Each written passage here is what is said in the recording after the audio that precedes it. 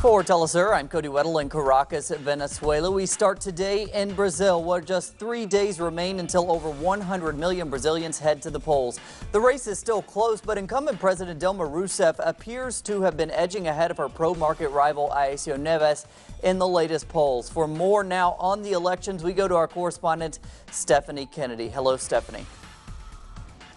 Good day. Well, I'd like to dedicate this report to looking a little closer at the northeast of Brazil. Now, the outcome in the northeast, because of its dense population, is decisive for the general outcome for these elections in Brazil. Now, since Lula da Silva, the former president of the Workers' Party, came into power, it has been a stronghold for the Workers' Party, counting on a solid and almost guaranteed support.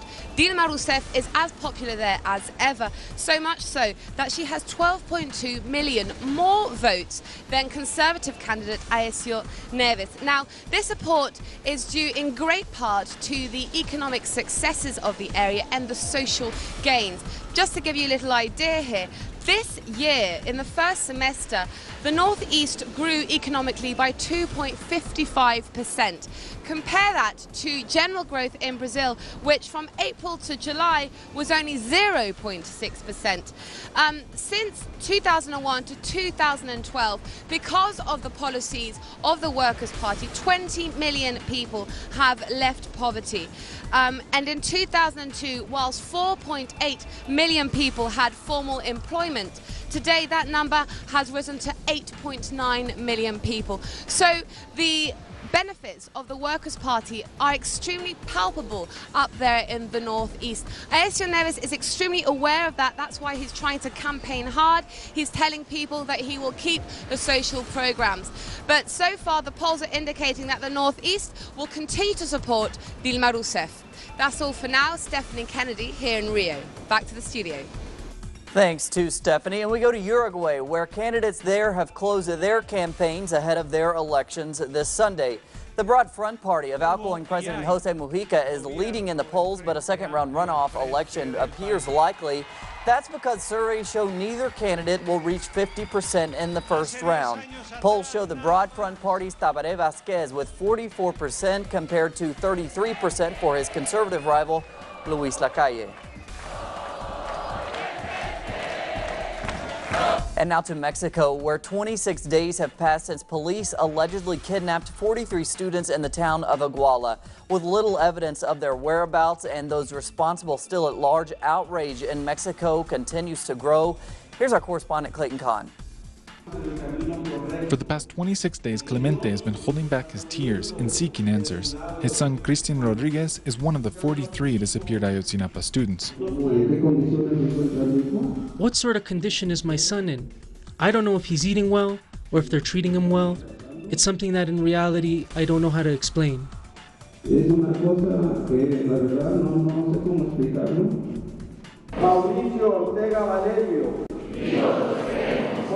The student community from the Iberoamericana University echo the exponentially growing louder demand for justice in the case. We demand that the 43 disappeared students be found alive. Point 2, punishment for those materially and intellectually responsible. 3, explanation of the graves discovered. A month after the events, Mexico's Attorney General now says that there's one line of investigation and that the Iguala mayor, his wife, and security chief are considered responsible. Orders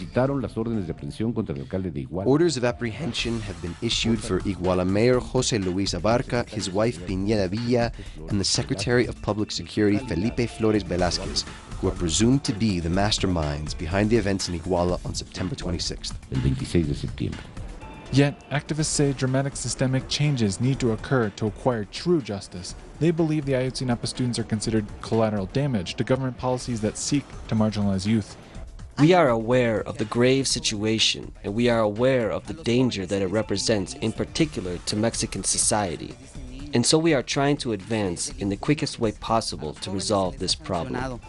However, this state crime cannot be ignored, prompting a population to express its bottled rage and reflect on the state of its collective values. Clayton Kahn, Telesur, Mexico City. And staying with this story, more protests are scheduled in Mexico today. Worldwide demonstrations in solidarity with the families of the missing students are also planned.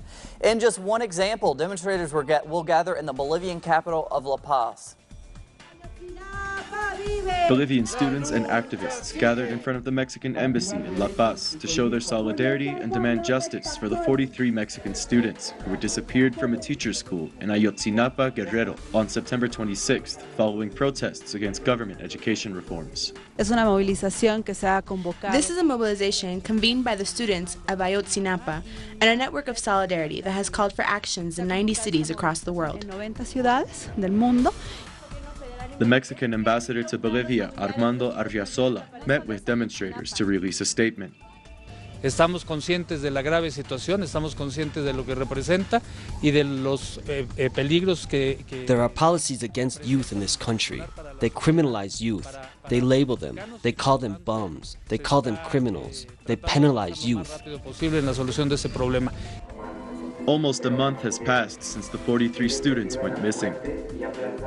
The discovery of a number of mass graves in the area, along with testimonies of organized crime hitmen who are alleged to have worked hand in hand with local police from the Iguala municipality, have raised fears that the 43 students were massacred.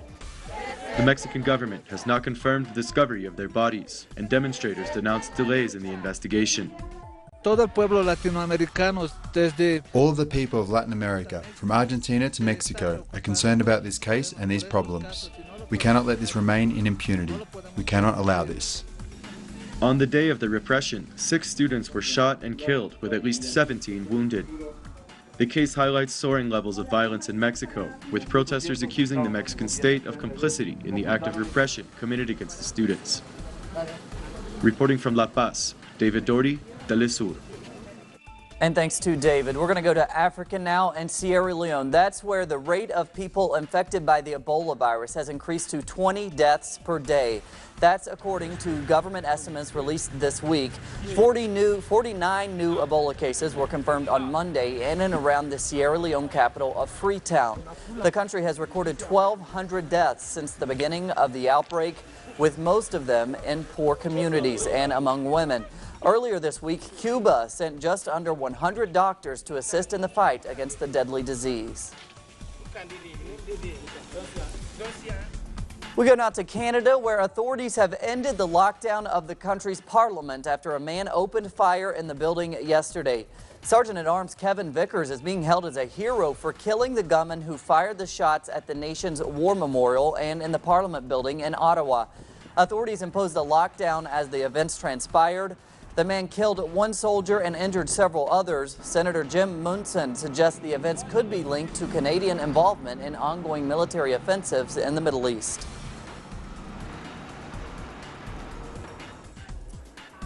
In the United States, demonstrators took to the streets of Ferguson in the state of Missouri on Wednesday as part of coordinated international protest on the annual day against police brutality.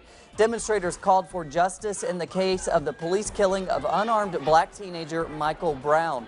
The event was organized by Hands Up United, a group formed in the aftermath of Brown's killing.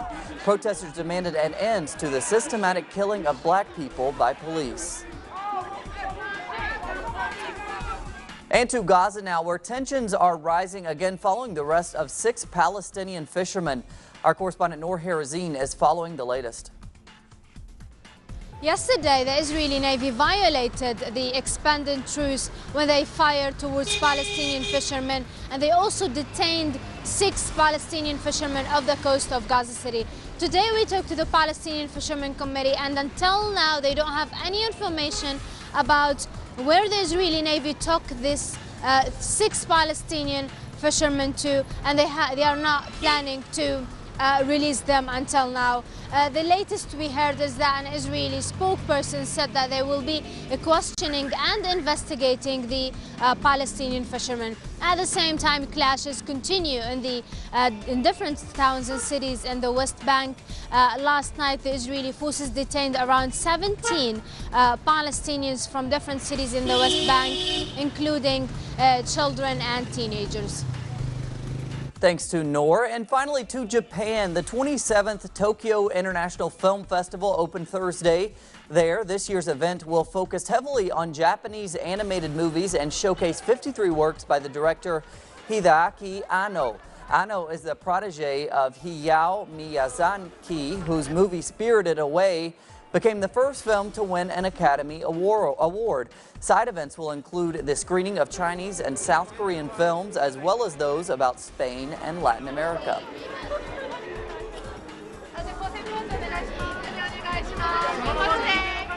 Plenty more on those stories and others at our website, telesurtv.net/English. For Telesur English, I'm Cody Weddle.